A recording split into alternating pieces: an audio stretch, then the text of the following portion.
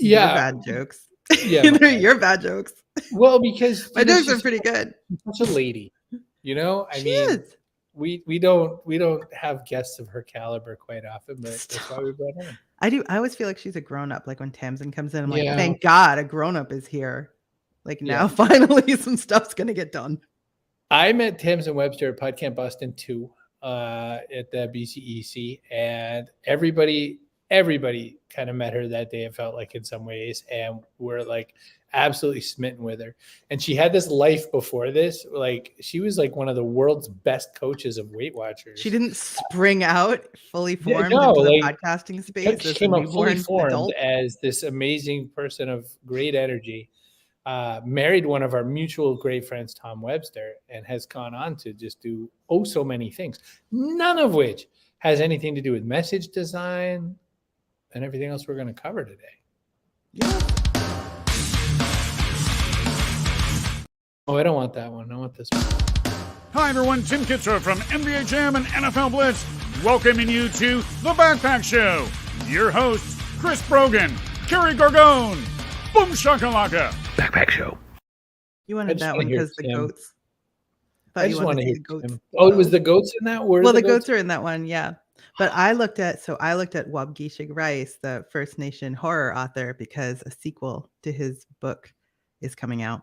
Moon of the Crusted Snow. There's a follow-up book coming out. It's not Moon Over My Hammy. It is Moon Over something, and I can't remember now. I want to say Falling Leaves, something. I don't know, something seasonal, but I will read it. That's the important part. All right. Little quick. Hi, Chloe. Hello. Also to my parents, Steve Brogan, my biological father, and his wife, Diane Brogan, coming in from Las Vegas. The thing I was going to say about Tamsen as well, Tamsen has gone on to write a book called Find Your Red Thread.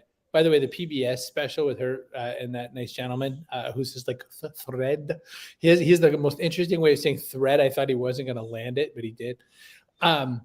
I bought coaching from Tamsen right before she started doing all this stuff, and it changed my entire life and plans and focus. So, there's very few people in your life where you're like, there was like a before and an after moment, and Tamsen was that. I'm in the same boat. I use the lessons I learned from Tamsen about message architecture. I use them still. Yeah. All right, let's hit the button. We'll bring her in, and then I'll ask her a bunch of questions. I first saw you do your presentation at HubSpot when you were working for another company who like could barely hold on to you because you were like so ready to go. And I and by the way, I had to keep coming out of that meeting for like phone calls. I had all kinds of crap going on for whatever reason. But I still use like a few of the things I learned in that so frequently that people think that I get like a kickback from you. One of them being the About Us picture from that VC firm who was thinking, I don't know why people don't go with us. And you explained it. You must be backing up stories like this over years, people saying these things that you ended up putting into your swipe files of life. That's right. Yeah. You two are like some of my favorite people. So, and yes, there's a before and after for me as well. Also, in a lot of ways, the kind of that PodCamp Boston and meeting Chris and kind of like that whole thing that really just, in so many ways, sent everything that I was doing in a very different direction. And it has been 99% awesome. I mean, I'd be lying. 99%. Everything's got its like drawbacks, right? So anyway. So the thing is that you happened upon a conclave of people most in need of your services, right? Because so many of the people we know make at least part of their living speaking. Yeah. And, obviously it's about more than just being funny. People actually need to get something out of it. Otherwise they're like, that was great. And then they can't do anything with it after. So when did you realize like, hey, some of my friends need some help? And well, it's funny. A lot of it has to do with that life before that Chris was talking about, because one of my very first jobs out of grad school was as a change management consultant. So kind of working in management consulting to help companies kind of have more successful mergers and acquisitions, to culture change at scale, that kind of thing. And also, as you mentioned, I spent 13 years moonlighting as a Weight Watchers leader. And so one of the things that I really discovered that I learned how to do for other people, and as it turns out for myself, in forms of overcoming panic disorder and weight loss, so I really kind of figured out how to get buy-in for large scale change. And a lot of the folks that we know, that's what they're trying to do, either because they've got an idea that they're trying to get out there, or because they're founders or entrepreneurs and they've got an approach that they want to get buy-in for so they can make that big change. And just over time, that's really where like my sweet spot has really become those leaders, thought or otherwise. More often than not these days, it's in companies. We're just trying to figure out, like, how do we get people to understand and agree that this initiative, this offering or whatever is as awesome as we know it is. And that's just been great fun, just to take all those lessons from my life and apply them in ways that help people realize the impact that they want to have. Some friends just rolling in. We're talking with idea whisperer and message designer Tamsen Webster, who has single-handedly radically improved many of the presentations that I've worked on, and by extension, many of the presentations, articles, and other messages that I've had occasion to edit as a content editor at my current and my past job. So it bleeds over, Tamsen. The ripple effect is significant. And I wanted to dig into that a little bit further too, because I mean, even narrowing down the concept to be a message designer, I mean, it's one of those phrases you read it and you go, oh my gosh, how come this wasn't a phrase before? Like English to English translator. I love that. Yep. Yeah, that's my job. but to your point, it's getting, it's even tighter than that a lot of times. It's helping people with that one like important like hinge moment that like they got it, but did they buy it? And you're trying to help them with that, which is that's a very thin slice. A lot of times I like to tell people that if they are willing and daring and brave enough to be super sliced thin, they're going to find the real thing. How has that been for you? What's your work experience like? Do you get people just saying, can you just fix my deck? And you're like, oh gosh, yeah, I do. And then I back them up because I'm like, your deck is like step 3 of 12, right? And whether it's someone's deck or someone's talk, when people start there and they're like, I can't figure out why it's not working. I can look at it and I'm like, well, I know why it's not working. It's because you're trying to paint a house that's on like not even built. And oh, by the way, it's built on shifting sands. Like, so we have to go all the way back to like making sure that whatever it is that you're trying to say in whatever kind of finished format is really sitting on a very, very strong foundation of what question does it answer?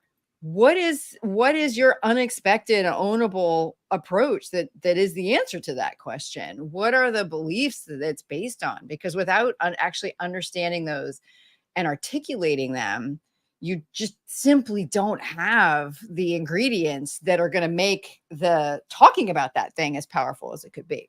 And I'm not even talking about like stories and studies and all that kind of stuff. Again, that's like Jimmy's on top of the icing on top of the cake, right? Like, so it's, sorry for anyone not in New England, Jimmy's are sprinkles. So,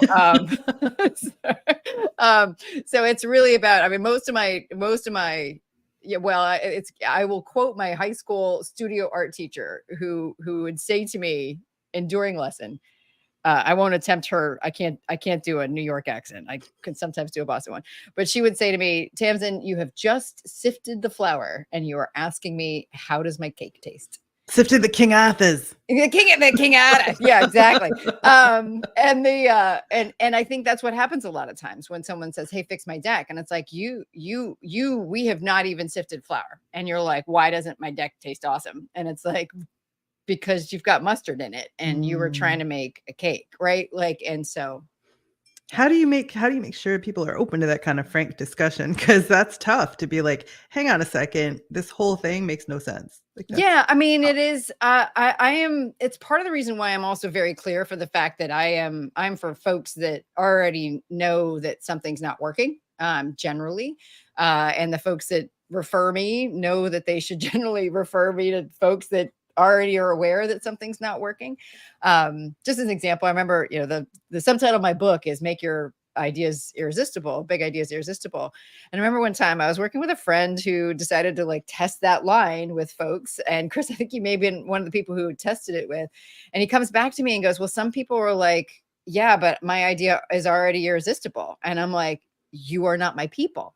Because if you already think your idea can't be improved upon, then I am absolutely not the right person for you. But for the folks that do understand that there's something not working or they want to make it better, I mean, honestly, it is about backing up and saying, well, you can't paint the wall of a house that doesn't exist. And even if that house does exist, but it is not built to last, what good is the paint? Then it really is one of those things that are like, if they understand that, like before we can get to whatever story you want to tell or whatever presentation you want to make, that's based on a story that people are going to tell themselves. And that's based on beliefs. If we don't back all the way up to the beliefs, then this other thing over here is never going to work. So usually it's just having a quick conversation about folks like that. And either they're like, yeah, totally get it and agree, or they don't. And if they don't, they're not my people. And I'm fine with that. And that's, I'm not part of laughing my at you. philosophy. You make perfect sense. I just saw Tamara's comment. Hey, you can't put whipped cream on shit. Yeah, that's about, I mean, you could. LinkedIn user. Yeah. My LinkedIn favorite user. person on LinkedIn. I don't know who that is. Yeah, I want to know. Me neither. Right. Well, that's There's a because thing StreamYard that cares about StreamYard people's does. data. It says, I want to know who you are. And if they say, no, thank you, then their LinkedIn user. Okay. So this person is. Could be anybody. Yeah. Chip says you can put whipped cream on anything. You There's a can, message in but there. you may not want to eat it, right? Like, I mean, you may want to eat that. I mean, but that's part of my philosophy too. Like, if somebody just wants people to feel good in the moment about something, or feel sad, or feel angry, or whatever, again, fine. But I'm about long-term change. Like, I don't like to do things twice as a human, as a business person, as whatever. Like, if I'm going to have a conversation, I want, along the lines of the name of my next book, I want to say something that people can't unhear. And whether they act on it immediately or later, I want something that's going to stick in there. And when you match that with getting someone to say something, like feel something or laugh or whatever, that's when it's super, super powerful. But if you only have like the icing, right, then you're really missing the substance that's going to stick with someone. I think our mutual friend Phil Jones talks about it as like, you have to make sure that that you've got the cake underneath the icing on a cupcake, right? Like you've got to make sure that part is there. If you want more than just icing. Yeah, I was gonna say I'm good with that. Like the fake cake that they display, it's fine with me. Yeah, I mean, yeah. One thing I was thinking about while you were explaining what you're explaining about is part of this work makes you surround yourself with rather cerebral, big thinking people. You yourself are a rather cerebral, big thinking person. But the crux of what you have to do in these cases is, to your point about can't unhear, like you have to make phrases and you have to make coins of turn that make people say, oh, and lock it in. And like red thread, when someone finally hears what that is, they never forget it. So how do you do that part? Like, how do you get someone out of their big brains into, you've got to be able to tell my grandmother the same thing? Yes. So that's basically what I've spent a lot of the last year and a half really trying to figure out. Because I knew from the work that I did with the red thread, which I define as the story that we tell ourselves about what makes things make sense, right? So it's that kind of explanation, that rationale, that relationship between cause and effect. I built that because I was trying to figure out how to help these big thinking cerebral folks who are fundamentally uncomfortable with storytelling, personal storytelling. How could I help them get the benefit of something that was a story in a way they felt more comfortable with? So that was about coming with a framework and saying it's less about a once upon a time story and much more about what is the actual structure underneath all stories that maps to how we make sense of information. So when it comes to helping folks really boil that down, I just was really I was like, great. Okay. You can have a perfectly architected story and it can still not work. Why not? Well, because fundamentally a story is based on beliefs. And if we don't understand those beliefs or we don't share them, then that story isn't going to work. And so there's really two components. One, a framework that feels like simple enough or straightforward enough that people can follow it. And second, a way in that framework, what we're trying to get to is the most, like I call them bedrock beliefs, the deepest underlying principles that explain why you believe in whatever this approach or idea or offering that you have is.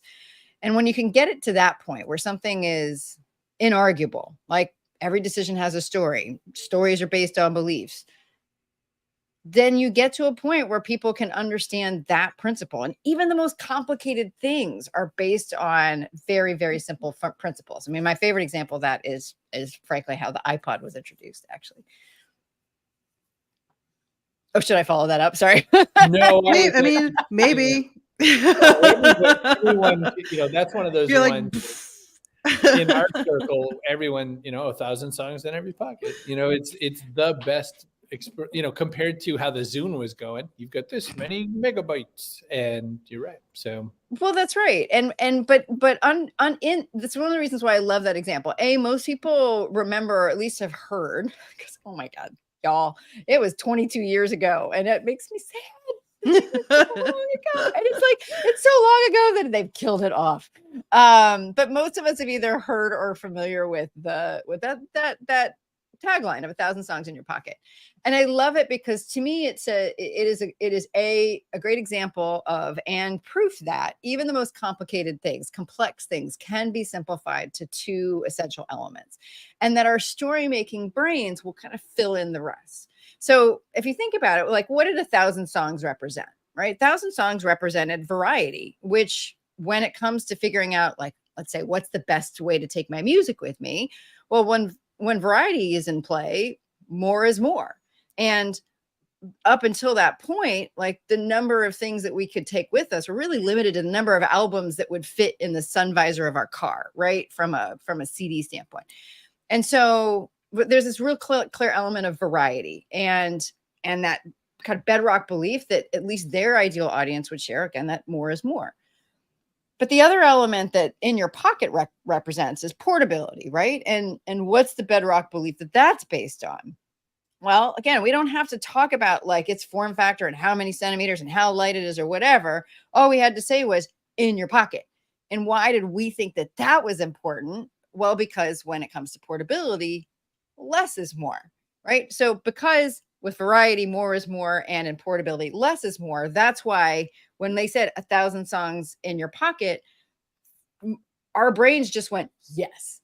And so what I do when I'm working with clients is basically say, we're going to reverse engineer. We're going to do that same process for you. We're going to start with the same thing. Like, what is that question that you exist to answer? Like, what's the best way to take music with us?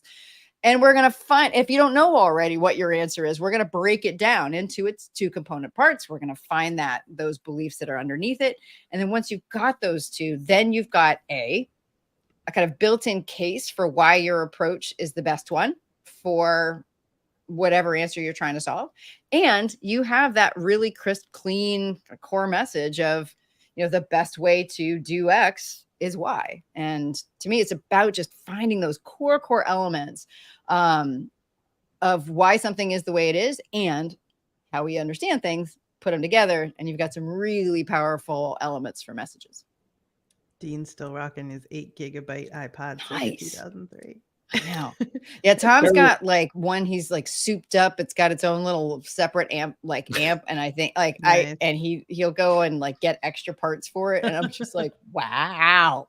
But yeah. Tom's an audiophile's audiophile is half of that, and the others, he's a gadgety nerd boy. Carol has a question, which is there a common problem that most of your clients struggle with as they embark on the process with you? Yes. It just depends on which one we're talking about as being the most common one. I would say, I think the one that's most common for everybody is that, and because it's what they say back to me, they're like, I'm too close to it. And it's one of those where people recognize that they actually are so close to what makes their offering or their idea or their product so great that they can't actually back up. They're stuck in but it has all these features and it's got this and it can store this many things. And this is how you connect it to your computer. Like if we're going back to the iPod example, they know the whole picture about everything that their approach or their initiative does. And so they try to like give you all of it all at once. but it's kind of like asking someone to eat an entire bowl of spaghetti in one bite. Like, you can't do it. You have to start at the end of the noodle and suck, right? And so we've got to figure out, like, what's the most tasty bit to start somebody on, and then allow them to kind of take in the message as they can digest it. So it's part of the reason why, my process can feel, I think it is simultaneously cathartic, but also like really painful for folks sometimes, because it means not murdering the darlings, but just kind of smothering them for a bit until you can figure out when's the right place to introduce them. Let me just make some notes. Tamsen says, you need to suck more. Got it. Yes. Thanks. And murder darlings. But no, sorry, just smother them. It's fine. Just smother the darlings. Just temporarily. Just kidding. You just hide them in a back room for a little while. I mean, but product marketers, they want everything. Product marketers in particular. I don't mean everybody, but like, it'll be like the specs of the iPod you were talking about. Like, nobody cares. We just need to know it goes in your pocket. But they're like, it's titanium alloy, this many millimeters. Is that on and on and on and on and on. Like, it's the only chance they're going to get to talk to people about it. And it actually just makes people turn away.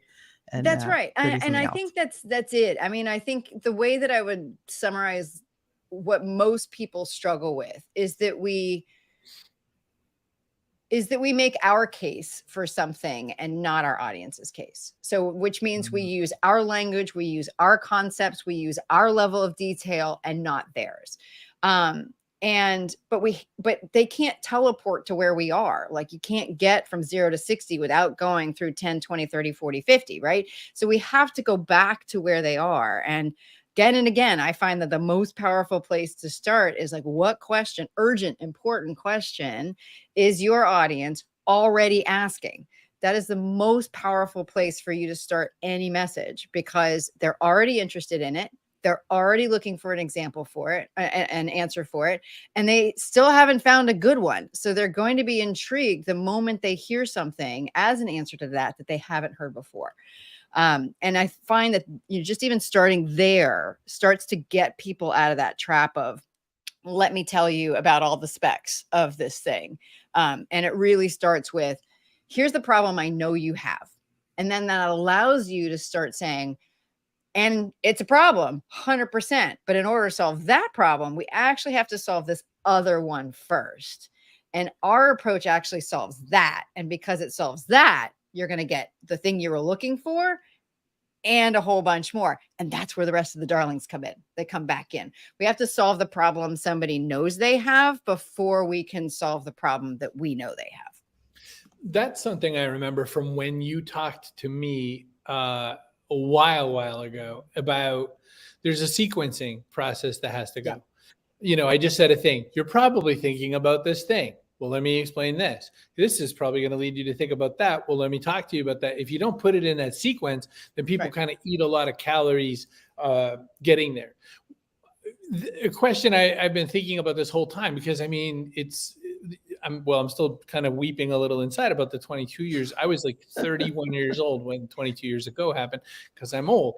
I was thinking the good and the bad of something like a new book for you, for instance, is that you are forever going to be known as that woman who wrote the red thread, and as you should. So my question is, like, as things change over time, how do you make it feel fresh every time? Which ones stay kind of in your greatest hits, and which ones have you adapted and evolved over time as you've kind of worked this through? I know that's a lot, but yeah, I mean, what's interesting. Well, I mean, I am, I think, pathologically consonant as a human. Like, it's really difficult for me to do something that feels out of alignment with like who I am and what I'm all about. And so, yeah, there is a part of having, I think it's part of why I procrastinated writing Find Your Red Thread as long as I did, because I knew that was going to capture my thinking in a moment in time. And that there were going to be elements of it that would continue to evolve, and there were going to have to be, and I was just going to have to let it, like, that piece of it stay there. And yeah, the big example of, like, one of the things I realized as I continue to work through those ideas and how to make it stronger and easier for people to follow was actually realizing, like, that it's missing a piece. Like, the way the book is written is missing a piece, which I now talk about. I call it the problem principle. But it is what allows me to say, okay, where do we go from here? So just make a pamphlet, Tamsen, send it out. I know. You Well, just slip the it in kind of between the chapters 6 and 7. So what's interesting is the stepping stone that I'm doing now. So the second book is actually this book that I'm working on right now. Again, say what they can't on here. Still working on the subtitle. The way that it's actually in a lot of ways kind of the balm to that wound in my soul a little bit, because what it's going to be is the collection of like my 9 most core principles behind how do you inspire long-term change in people. And in that way, for me, like that book that book is going to end up being, I hope, the most timeless one, because there are the principles that some of them are in, I kind of talk about them in passing in Find Your Red Thread, but they're also the principles that are underlying the book that I know is going to be after this one, which is really talking about that underlying argument that we have to hear. So every story is actually an argument. And, if we can just break something down to the simplest, strongest argument for it, then we can still achieve like really fast understanding and alignment. Doesn't take away the need for story, but it is what makes your story even stronger. So by focusing on those core principles, that's kind of how I keep it all tying together. And I also know that, particularly with Find Your Red Thread, it's like, well, I hybrid published that one and it is print on demand. So if I really get super obsessive about it, I can always go back and like insert like chapter 4.5. Right. If we're laying bets, I bet you would do that. Oh, I probably will. I mean, particularly when the third book comes out, because I'm really clear on what that one is. Like when there's the trio, I think I will re-release Find Your Red Thread with the bonus material. Yeah, with it, so that they're all back in alignment with each other, because it's going to drive me nuts that there's things that I'd be talking about in the third book that make the red thread stronger. Are actively part of my keynotes and my training and my client work now, but that aren't in that book, because it just feels like it's mostly because I don't want people not to have it. What's that? Got to pay you to speak about something. Well, I know, but it's like, it's mostly that, like, I do the work that I do because I want people to get their amazing kind of change-making ideas out there into the world. And it just kills me, like, that there's a way that I could make it even better for them. And it's like, and again, it's just this book is stuck in time. That's but why if you read my newsletter, you figure out, like, those folks know like where it's evolved and where it's going. And so I don't know. I take that bet and I win it. Carol had another question. Do you have to completely assimilate their subject matter, and do you specialize in any niche or industry? So actually it's this is a fun question to answer. I have the kinds of folks that I particularly love to work with, and those are folks with complex, novel solutions to really complicated problems. So I love scientists, technologists, engineers, academics, researchers, et cetera, because they have a lot of times these life-changing, world-changing ideas, and also simultaneously have lost the ability to speak English. I mean, they've lost the ability to speak anything other than expert English. They think that it's not true that they haven't. And so as far as being able to kind of fully assimilate their subject matter, only to the extent where I am really relentless and just saying, well, explain, like, take it one principle down. Okay, I don't understand that one. Keep going. Why does it have to be? Why does it have to be?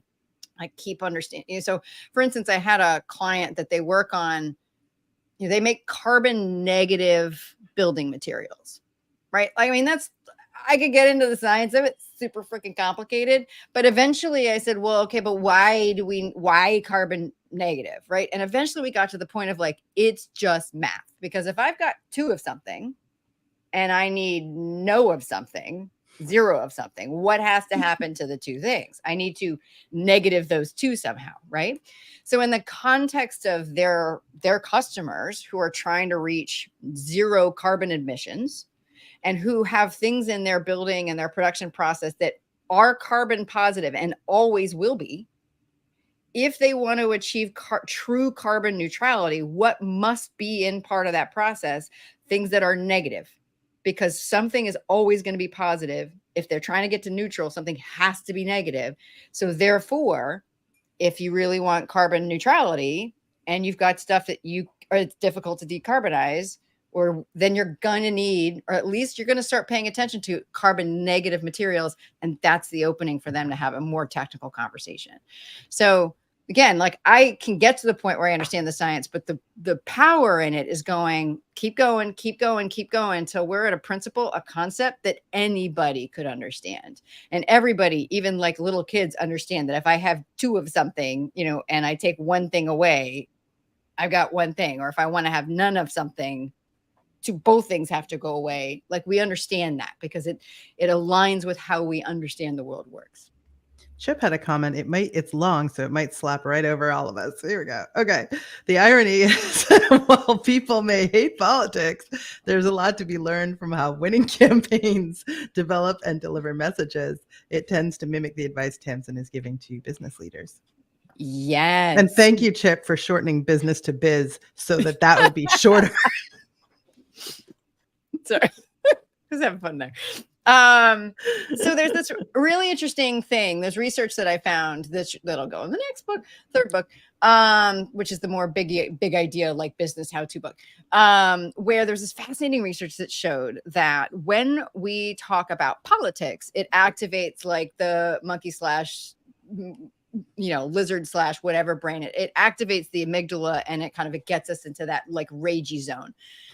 But what they found was that when people talked about policy, right, instead, which is actually the principles underneath the politics, that it actually engaged this part of the brain, the rational part of the brain that allows us to actually have critical thinking, allows us to have that kind of space to think about things.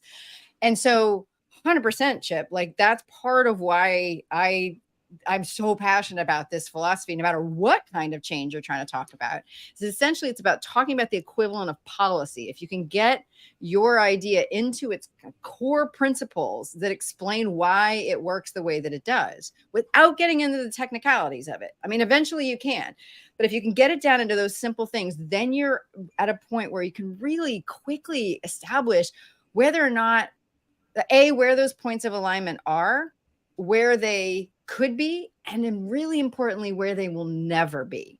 Because if you get something down and like listen, like I said, all of my work is based on the idea that a change is based on a story that we tell ourselves. If you don't believe that, and if you don't agree with that, there is no level of conversion or convincing or influence or persuasion that I'm going to be able to, because if you fundamentally don't agree with something that I believe to my core, we're just not going to match, right?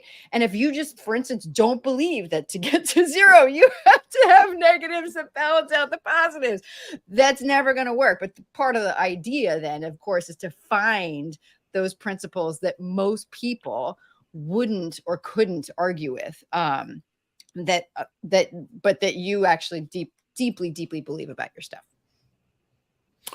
So as we wrap up our very epic conversation with so many more things we could go after, how do we distill for people like Mr. Griffin, for instance, who are verbose, it would appear sometimes, at least sometimes?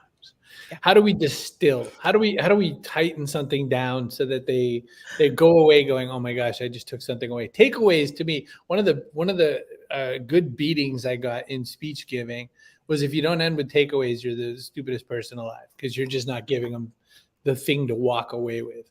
Yeah. How do we wrap things, Tamsen Webster?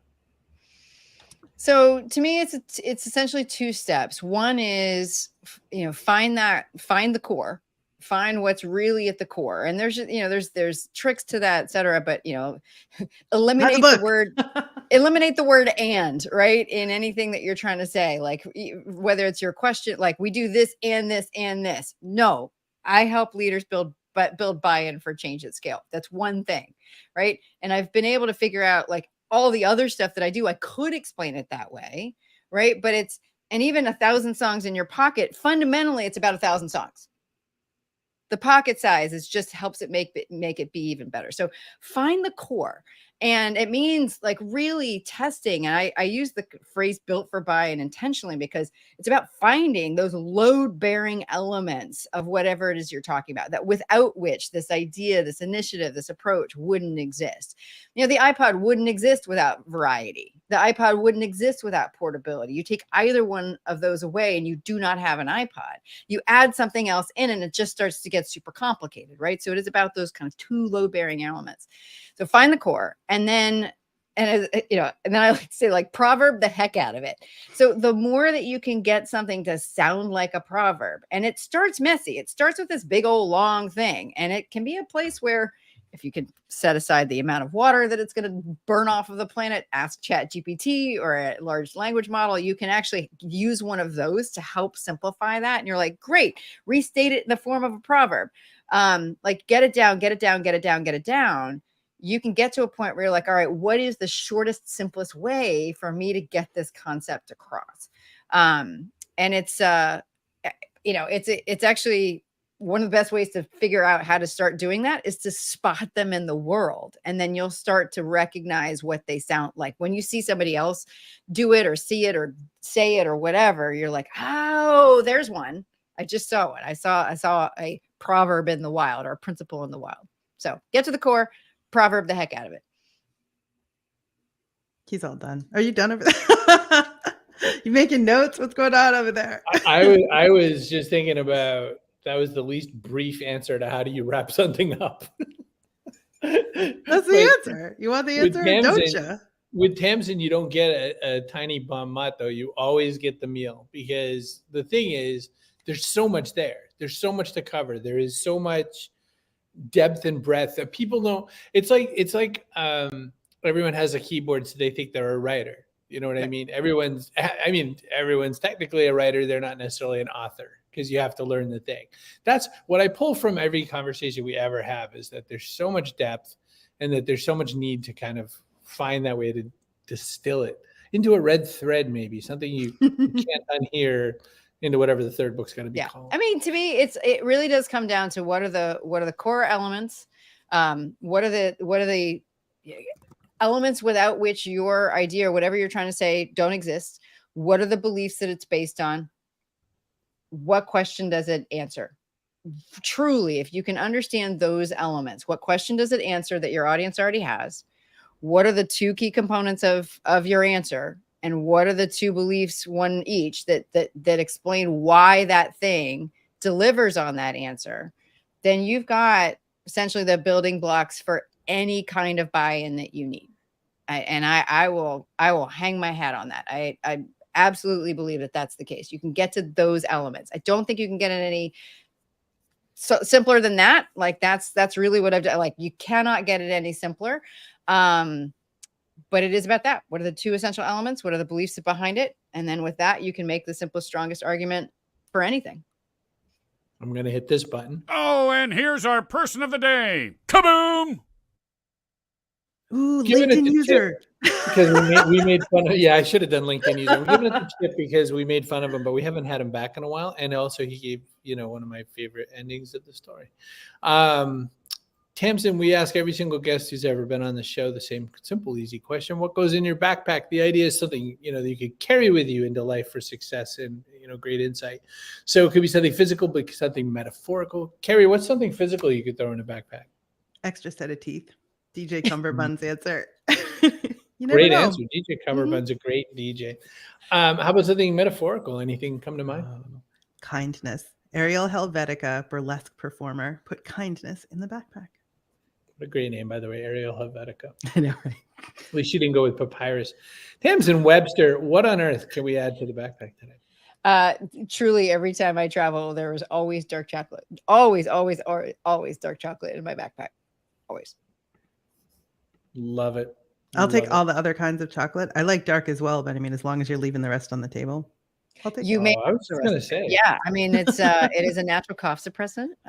It's a trick I learned back in my Weight Watcher days. If I always had a truly high quality something with me, then it was a lot easier to say no to the institutional brownie or whatever that was being served up at a conference. Nice. Oh, LinkedIn user. It was me. I love her. Oh, Lauren, that's a Lauren- great LinkedIn user Lauren for sure. Teague.